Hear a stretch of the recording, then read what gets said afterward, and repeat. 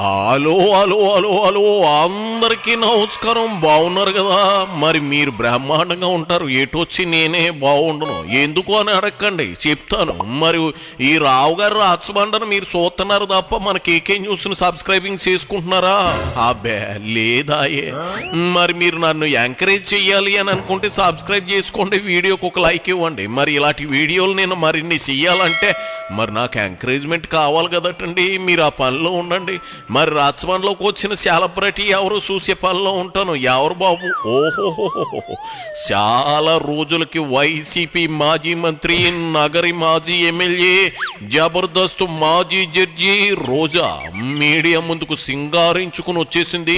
వస్త్రాలంకరణ మీద పెట్టిన శ్రద్ధ సొంత నియోజకవర్గంలో పెట్టుంటే ఇప్పుడు ఈ బాధ ఉండేది కాదు. తమిళంలో అమ్మమ్మ నాయనమ్మల క్యారెక్టర్లు వేసుకునేది కాదు. సరే, గెలుపు అధికారం తెచ్చిన బలుపు ఎంతో కాలం ఉండదని దేవుడు తెలియజేయాలి కదా, గట్టిగా చెప్పేశాడు. అందుకే ఇప్పుడు గింజుకుంటూ ఉంది. మేకప్ కరిగే లోపు డైమండ్ రాణి ఏం చెప్పాలనుకుంటుందో మనం ఈనేద్దాం రండి. ఇదిగో రోజా, మోగించు నీ బాజా. ఫైనల్ గా ఈరోజు మహానాడు చివరి రోజు. మనందరికీ తెలుసు, ఒక అక్క ఉంది అనితక్క, హోమ్ మినిస్టర్. ఆమె హోమ్ మినిస్టర్ గా తన బాధ్యత కన్నా నాటకాలు వేయటం, డాన్సులు వేయటం, పాటలు పట్టడం, అని అరవటం, గన్మెన్లు లేకుండా ఎలా తిరగటం, ఇవన్నీ మనం చూస్తున్నాం.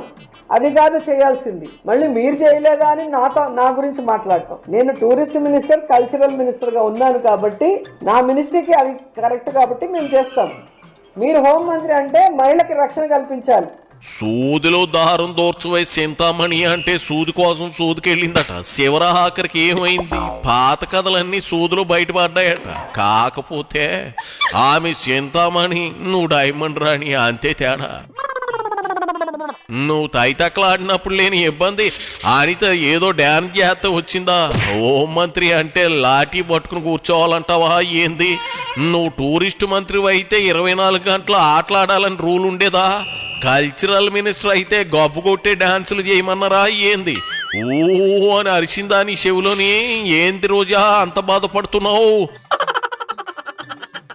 ఈరోజు సుగాలి ప్రీతి మీరు చంద్రబాబు నాయుడు అధికారంలో ఉన్నప్పుడు చనిపోతే పట్టించుకోలేదు. ఆవిడ పేరు చెప్పుకొని అధికారంలోకి వచ్చిన మీరు, పవన్ కళ్యాణ్, చంద్రబాబు నాయుడు ఈరోజు ఆ తల్లికి ఎందుకు న్యాయం చేయలేకపోతున్నారు? హోంమంత్రిగా మీ బాధ్యత కాదా? ఆమెకు న్యాయం చేయాల్సిన అవసరం లేదా అని అడుగుతున్నాను. అలాగే ఈ రాష్ట్రంలో రషీద్ని నడి రోడ్లో నరికేశారు. ఆ ధైర్యం ఎవరిచ్చారు? హోంమంత్రిగా నువ్వు చేతగాకపోవటం వల్ల ఈరోజు నేరస్తులు పెట్టరేగిపోతున్నారు. ఏ విధంగా కర్నూలులో ఒక అమ్మాయిని ముక్కలు చేశారు, రేప్ చేసి. ఇప్పటి వరకు ఆ శవాన్ని వాళ్ళ తల్లిదండ్రులకి నువ్వు అప్పగించలేకపోయావు. ఈ రాష్ట్రంలో ఎంతమంది ఆడపిల్లలు రేప్ చేస్తున్నారు, ఎంతమందిని నరికేస్తున్నారు. ముఖ్యంగా తెలుగుదేశం పార్టీలో నీచంగా ఆడవాళ్ళ గురించి మాట్లాడుతుంటే ఇంతవరకు ఎటువంటి కేసులు పెట్టని మీరు రెడ్ బుక్ రాజ్యాంగాన్ని పక్కన పెట్టుకొని ఈరోజు కక్ష సాధింపుతో మీరు చేస్తున్నది అందరూ కూడా చూస్తున్నారు. సుగాలి ప్రీతి అనే పాప చనిపోయింది. బాబు గారి గవర్నమెంట్ లో అయితే మాత్రం దానికి ఆయన బాధ్యత వహించాలా? అలాగైతే పరిటాల రావుని దారుణంగా హత్య చేయించింది వైఎస్ఐఎంలో. దాని బాధ్యుడు మీ మహానేతేనా? ఆయనే స్కెచ్ వేసి చంపించాడంటావా ఏంది?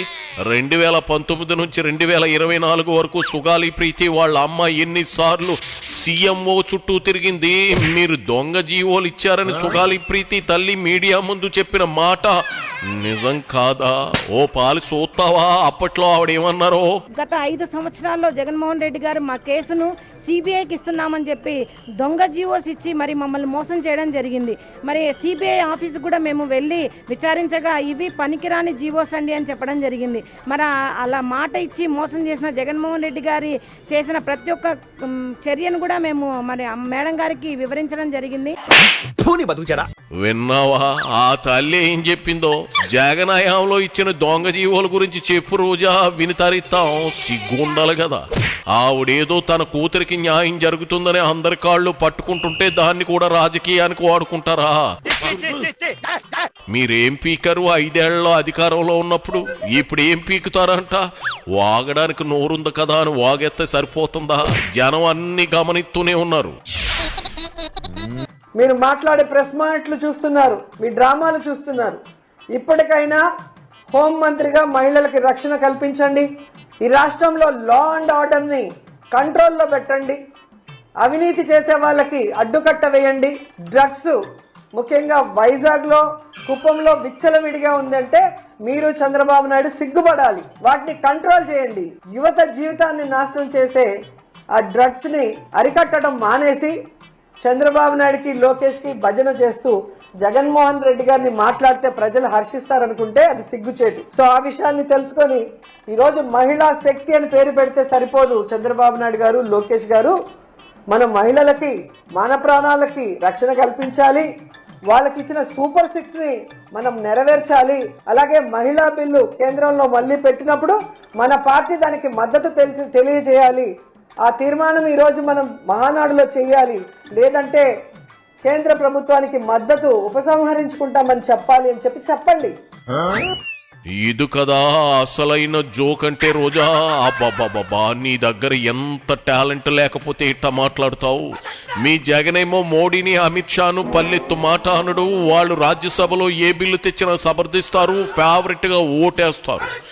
మరి మీ మిత్రపక్షంగా ఉన్న టీడీపీ మాత్రం కేంద్రానికి ఎదురెళ్లాలా? అదేం లెక్క? అసలు ఏపీలో ప్రతిపక్షమే లేదు. కూటమి అంటే టీడీపీ, జనసేన, బీజేపీ. మీరు బీజేపీని పొరపాటును కూడా విమర్శించరు. ఒక మాట అంటే బొక్కలో ఏం చేసి కుమ్మించేస్తారని మీకు భయం, అంతే కదా. ఈ 3 రోజుల మహానాడు చూస్తే ప్రజలకే కాదు, తెలుగుదేశం పార్టీ కార్యకర్తలు, డ్వాక్రా మహిళలు కూడా విసిగిపోయారు అన్న విషయం మనం అందరికీ తెలుస్తుంది.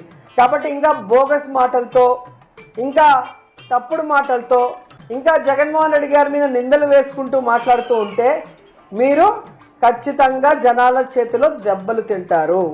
అండ్ ఈరోజు మేము అధికారంలో ఉన్నప్పుడు 2 సంవత్సరాలకే ఇంటింటికి వెళ్ళి మేము ఇది చెప్పాం, ఇది చేశామని చెప్పి ప్రజలతో ధైర్యంగా మాట్లాడి వారికి ఒక బుక్లెట్, మేము ఇచ్చిన హామీలు 99% మేము 5 ఏళ్లలో ఎలా పూర్తి చేశామో ప్రతి సంవత్సరం వెళ్ళి ఎలక్షన్ ముందు కూడా ప్రతి చోట చూపించడం జరిగింది.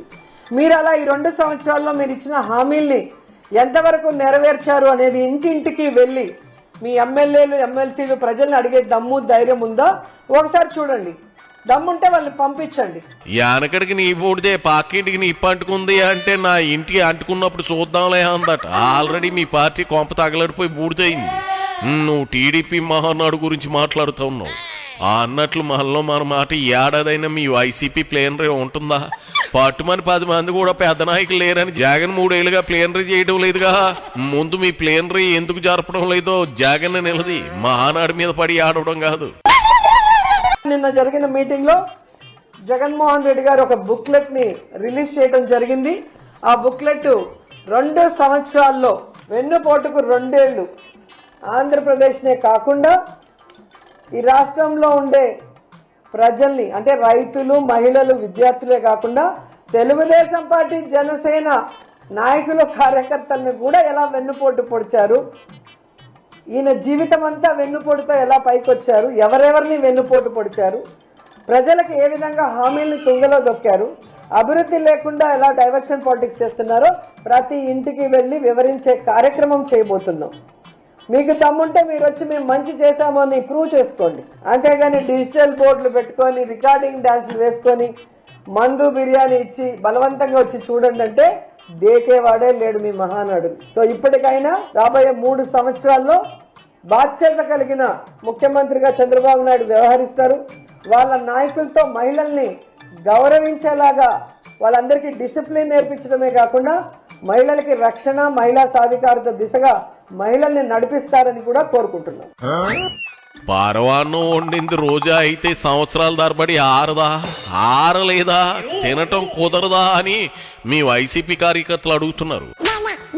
అసలు మీకు మళ్ళీ గెలవాలనే ఆలోచన ఉందా? ఆ ఉద్దేశం ఉందా? నాకైతే మీరు మీ బాసు పూర్తిగా గాడి వదిలేసినట్లుగా అనిపిస్తుంది. మరో 25 ఏళ్ల వరకు పార్టీ గెలవదు అనే నిర్ణయానికి అంతా వచ్చారేమో అనిపిస్తా ఉంది. లేకపోతే పోరాటాలు ఎక్కడ, మీ ఆరాటాలు ఎక్కడ? కేవలం సోషల్ మీడియాలో, మీ సొంత మీడియాలో తప్ప అనిపిస్తుందా ఎక్కడ? ఆ ఎలాగైతే అతి త్వరలో సాఫ్ సుట్టేయడం ఖాయం. మేకప్ కరిగిపోతా ఉంది. మళ్ళీ మేము మమ్మీ పార్ట్ 2 చూడలేం. వెళ్ళిరా.